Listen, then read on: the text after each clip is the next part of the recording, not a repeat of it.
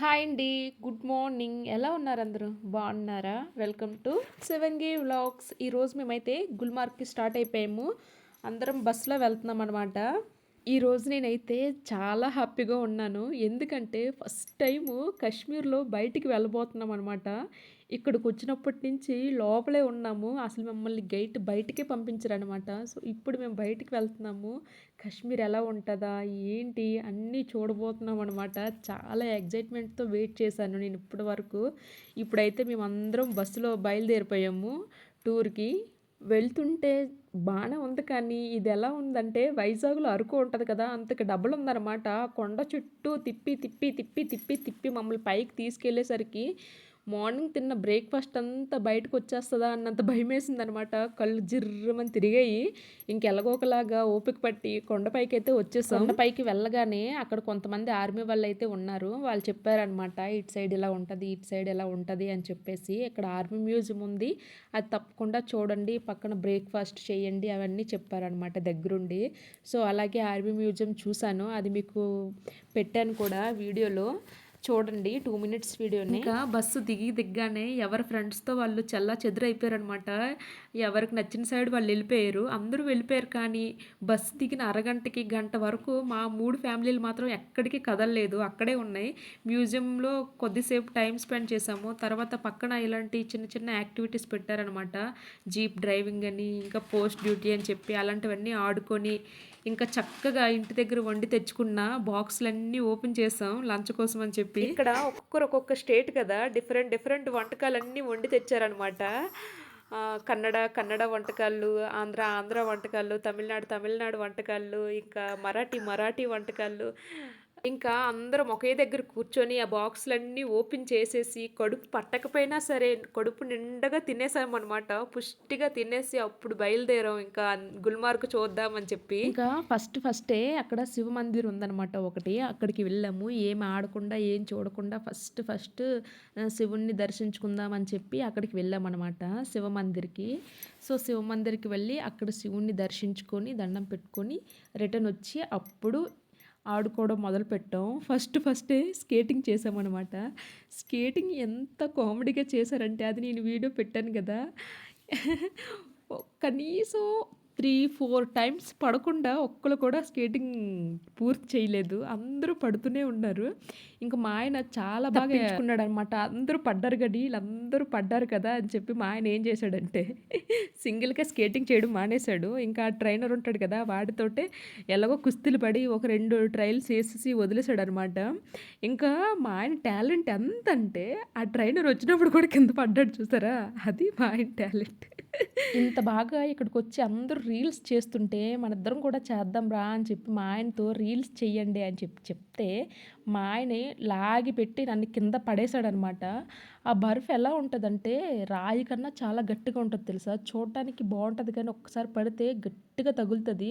So, తిరగేసేసారనమాట నన్ను. నాకైతే చాలా గట్టిగా నాకు కోపమొచ్చింది. నేను నీతో చెయ్యనని చెప్పేసి కోపగించుకొని ఇంక బయటకొచ్చేసాననమాట. తర్వాత మా ఆయనే వచ్చి కొంచెం బుజ్జగించి చేస్తాను అని చెప్తే ఒక రీల్ చేశాము. అది కూడా పోస్ట్ చేశాను. చూడండి భలే వచ్చింది కదా! ఈ గుల్మార్గ్ ట్రిప్‌లో మా ఆయన కెమెరామెన్ అయిపోయారనమాట. ఎంచక్కా పిల్లలిద్దరిని ఇక్కడ కూర్చోబెట్టేసి వాళ్ళందరూ రీల్స్ చేసుకోవడానికి రెడీ అయ్యారనమాట. అక్కడ వాళ్ళు ప్రాక్టీస్ అవుతున్నారు. ఏ రీల్ చేయాలని చెప్పి. ఇక్కడ రీల్ చేస్తున్నారు. మా ఆయనేమో తీస్తున్నాడు. నేనేమో వీళ్ళిద్దరికీ వాటరు, బిస్కెట్టు, చాక్లెట్స్ సప్లై చేస్తున్నాననమాట. అక్కడ తనని వాళ్ళ ఆయన ఎత్తుకొని తిప్పేసరికి వాళ్ళ పాప "ఏం చేస్తున్నారా మా డాడీ, మా మమ్మీ" అని చెప్పి ఒకటే ఏడుపు మొదలుపెట్టింది. ఎంత ఆపినా ఆపలేదనమాట. ఒక హాఫ్ అన్ అవర్ వరకు ఏడుస్తూనే ఉంది. వాళ్ళిద్దరికి దాన్ని బుజ్జగించేసరికి సరిపోయిందనమాట.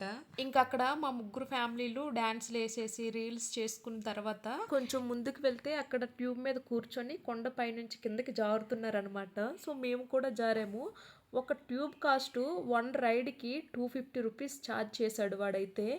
నేనన్నాను మా ఆయనకి, "ఎందుకండి ఎంచక్కా మన యూనిట్ ఎంటీ నుంచి 2 టైర్లు తెచ్చుకుంటే పైనుంచి కిందకి నచ్చినన్ని సార్లు జారొచ్చు కదా!" అని చెప్పి అన్నాననమాట. దానికి మా ఆయన నవ్వేసి ఊరుకున్నారు. ఈ గుల్మార్గ్ ఎక్కడుందంటే మా ఇంటి ఎదురుగా ఒక కొండ మీకు డైలీ చూపిస్తాను గదా! ఆ కొండ మీద ఉందనమాట గుల్మార్గ్. అక్కడి వరకు తీసుకెళ్ళి పైకెక్కించేశాడు. ఇదేనా గుల్మార్గ్ అంటే అని చెప్పి అనుకున్నాను. మా ఇంటి నుంచి ఒక 45 మినిట్స్ డిస్టెన్స్ ఉంటుంది గుల్మార్గ్ వెళ్ళడానికి. హ్మ్. చాలా బావుంది. ఇంకా డిసెంబర్, జనవరిలో వస్తే చాలా బావుంటది కానీ, అప్పుడు క్లైమేట్‌కి సెట్ అవ్వదని చెప్పి చిన్న పిల్లతో ఈ ఏప్రిల్‌లో వచ్చామనమాట. ఏప్రిల్‌లో కొంచెం ఎండొస్తది కాబట్టి, కొంచెం క్లైమేట్ బావుంటది అని చెప్పి, ఇప్పుడు మేము రావడం జరిగింది.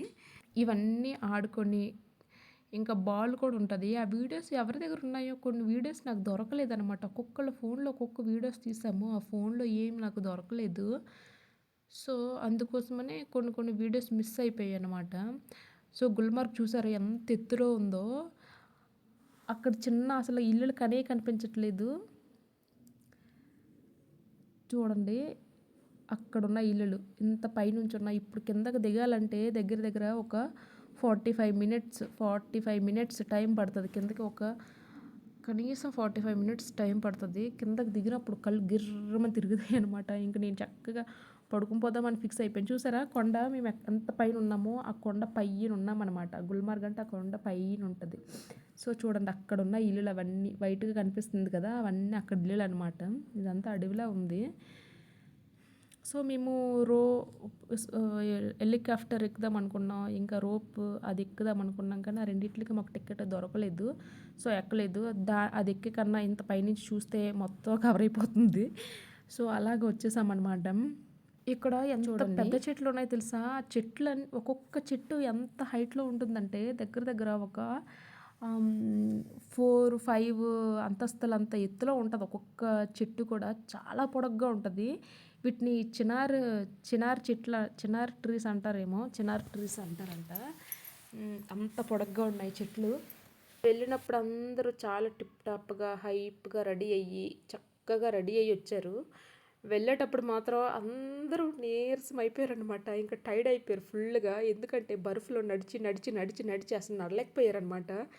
సో మొత్తం తిరిగేసరికి చాలా కాళ్ళు నొప్పులు అయితే వచ్చాయి. మోక్షకి ఒక బెలూన్ దొరికింది. ఆ బెలూన్తో ఆడుకుని గాలికి ఎగిరిపోయింది అనమాట. దాని వెనక్కి పరిగెడుతున్నాడు వాళ్ళ డాడీ. ఆ బెలూన్ పట్టుకోవడానికి ఎంత దూరం పరిగెట్టాడో ఆ బెలూన్ మాత్రం దొరకలేదు. ఇంకా లాస్ట్కి పరిగెట్టి అలసిపోయి మళ్ళీ రిటర్న్ వచ్చేసారనమాట. సో ఇప్పుడు ఇక్కడ నడుస్తుంటే ఏమవుతుందంటే కాళ్ళు దూరిపోతున్నాయి. ఇదంతా ఒక నదిలా ఉంది. ఇది గడ్డ కట్టేసింది వాటర్ మొత్తం. అందులో నడుస్తుంటే అక్కడక్కడ కాళ్ళు దూరిపోతున్నాయి అనమాట. వెయిట్గా ఉంటే దూరిపోతున్నాయి, నార్మల్గా ఉంటే దూరలేదు. మాతో వచ్చిన ఈ ముగ్గురికి దూరిపోయాయి. మా ముగ్గురు లేడీస్కి మాత్రం దూరలేదు. నాకైతే షూ మొత్తం తడిసిపోయింది, కాలు మొత్తం తిమ్మిర్లు ఎక్కేసాయి. ఇంకా బస్సులోకి వెళ్ళి షూ ఇప్పేసి అండ్ చక్కగా కాళ్ళు ఫ్రీగా ఉంచేసి పడుకుని పోయాను అనమాట. మేము వచ్చింది సండే రోజు. ఇక్కడ సండే బజార్ ఉంటుందంట దగ్గరలో. సండే బజార్కి వెళ్దాం అనుకున్నాం కానీ టైము సరిపోలేదు. మేము అసలే డిఫెన్స్ కాబట్టి బయట ఎక్కువ ఉండకూడదు. అసలు చాలా రెస్ట్రిక్షన్స్తో బయటకు వస్తామన్నమాట. అప్పుడప్పుడు జాగ్రత్తగా వచ్చి జాగ్రత్తగా వెళ్ళిపోవాలి అని చెప్పేసి ఇంకా బయట ఎక్కడికి తిరగకుండా డైరెక్ట్గా ఇంకా గేట్ లోపలికి వెళ్ళిపోయాము. ఇక్కడ చూడండి ఇల్లులు ఎలా ఉంటాయంటే ఒక్కటి కూడా స్లాబ్ ఇల్లు కనిపించదు. ఎందుకంటే బర్ఫ్ మేడ మీద పడి గడ్డ కట్టేస్తే మొత్తం బిల్డింగ్ పాడైపోద్దని చెప్పేసి ఇక్కడ నార్మల్ రేకులతో కట్టుకుంటారు. ఎందుకంటే బర్ఫ్ కిందకి జారిపోవడానికి ఈజీగా ఉంటుందని చెప్పేసి. ఇల్లు చూసారా ఎంత బాగుందో. ఎలా అంటే ఈ పెద్ద పెద్ద ఇల్లులు బాగా బలిసిన ఇల్లులు అనుకుంటాను. అంటే బాగా డబ్బున్న వాళ్ళ ఇల్లులు అనుకుంటాను అంత పెద్దగా ఉన్నవి. చిన్న చిన్నగా ఇల్లులు నార్మల్ వాళ్ళు అనుకుంటాను. చూడండి అదిగుండా ఆ ఇల్లు. ఇక్కడ మొత్తం ఇల్లులన్నీ ఒకటే మోడల్లో ఉన్నాయి. డిఫరెంట్గా కట్టుకుంటున్నారు అనమాట. మొత్తానికి చాలా బాగా ఎంజాయ్ చేసాము. మనం ఎంజాయ్ చేయడం అనేది మనలో ఉండదు, మన చుట్టుపక్కల ఉన్న ఫ్రెండ్స్తో ఉంటుంది అనమాట. మాతో వచ్చిన ఫ్రెండ్స్ మాకు మొత్తం మా ముగ్గురికి బాగా సెట్ అయింది. ఎంత బాగా ఎంజాయ్ చేసామంటే అంత బాగా ఎంజాయ్ చేసాము. ఒక మెమొరబుల్ ట్రిప్గా ఉండిపోద్ది అనమాట మా లైఫ్ లాంగ్ ఈ ట్రిప్ మాత్రం. మాకు ఇచ్చిన టైం ఎంతంటే మార్నింగ్ మేము ఇక్కడికి 8:30కి బయలుదేరాం. 8:30 నుంచి అక్కడికి వెళ్ళేసరికి ఒక 9:30 10 అయింది. 10 నుంచి ఈవినింగ్ 5 వరకు 5 కల్లా వచ్చేయాలి అని చెప్పారనమాట.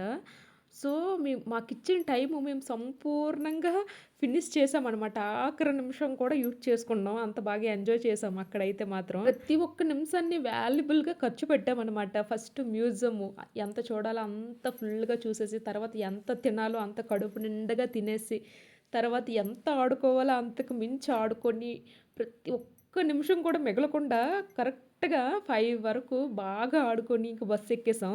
ఇది అండి మా గుల్మార్గ్ ట్రిప్ అనమాట. ఇప్పటి వరకు చూసారు కదా! ఒక లైక్ ఇచ్చేయండి. Thank you for watching. ఉంటాను మరి. Bye bye. Good night.